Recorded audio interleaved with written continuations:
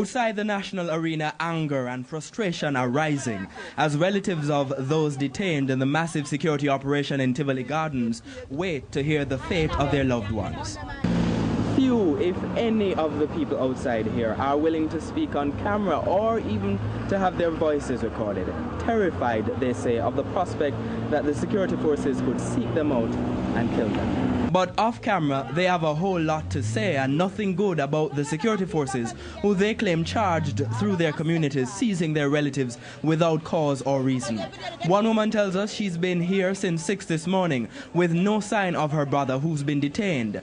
Another tells us she's waiting to find out whether her nephew is inside.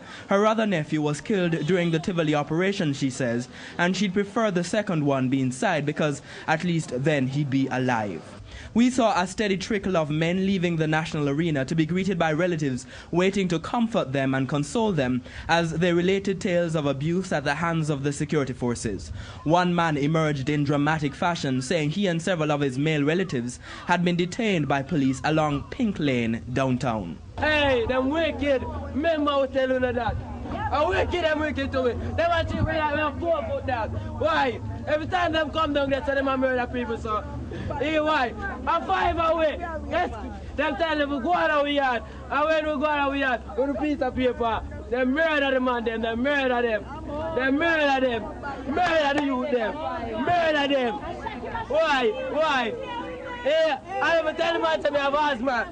The man come like him and lick on my teeth them with him rifle. He said he spent 5 days in detention and it was hell. Who can't kill lie down for every day?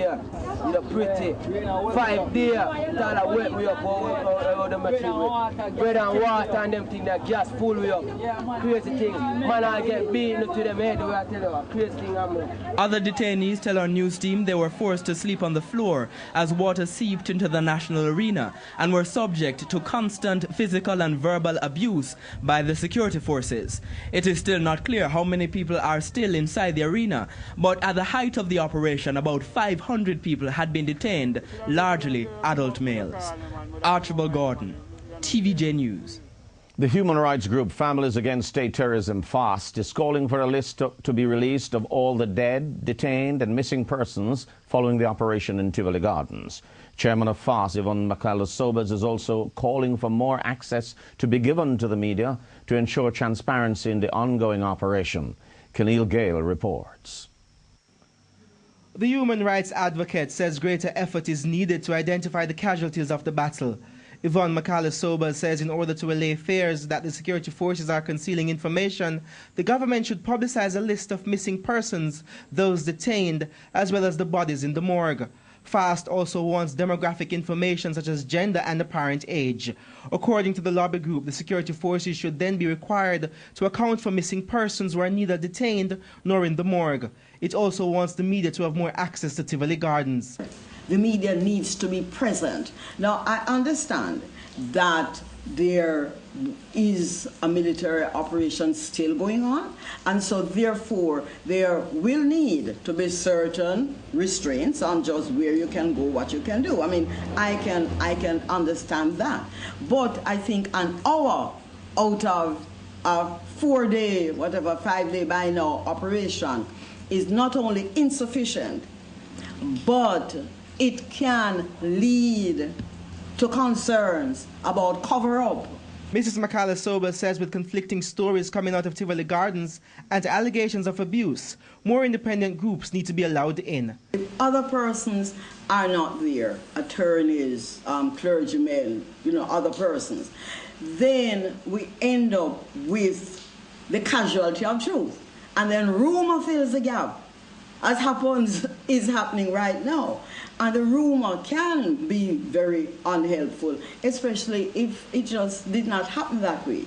Keneal Gale, TVJ News. And the business community remains unshaken in its support for the security forces. The private sector organization of Jamaica and the Jamaica Chamber of Commerce both issued statements today stating their full backing of the operations now being conducted and encouraging other Jamaicans not to withdraw their support. Janice Budd reports. The PSOJ, led by Joe Matalon, is encouraging the police and military to continue their relentless and courageous efforts to restore law and order in certain sections of the capital. The PSOJ says it sincerely regrets the loss of innocent Jamaicans who may have been caught in the crossfire, as well as the loss and injury of those brave members of the security forces who have paid the ultimate price. However, the PSOJ argues that it is now clear at this time in our history that Jamaica is at war with gangs, drug dons, and organized crime, and it is a war which the country must win. The PSOJ says while this war has thus far been waged primarily in West Kingston, it is urging the security forces to track down and bring to justice similar such criminal organizations wherever they exist in the island. Meanwhile, another major business group, the Jamaica Chamber of Commerce, has issued a similar statement. The chamber, led by Milton Samuda, says it has taken note of recent reports concerning the operations in West Kingston, and it wishes to support the security forces in the necessary campaign to root out criminal gangs and organized crime, and to break the stranglehold which dons have on communities and the lives of those law-abiding citizens living in them. The Chamber of Commerce says the nation must be united and resolute in its determination to see this campaign through. As such, it argues that the security forces must be free to move on to other gang-controlled areas across the island. As such, it argues that the security forces must be free to move on to other gang-controlled areas across the island, regardless of political affiliation, and they must do so with the full support of the citizens whom they serve. However, the Chamber says in order to keep that support, the security forces must at all times act within the law and with due respect for the rights of all citizens. As the operations in West Kingston and other areas continue, the Jamaica Chamber of Commerce wishes to record its thanks to its members and other companies who have donated food, clothing, and other items to relieve the suffering of those in West Kingston most immediately affected by the operations. The JCC is encouraging those who have not yet given to join the effort. Janice Budd, TVJ News. Meanwhile, the PSOJ has also joined the call for the state of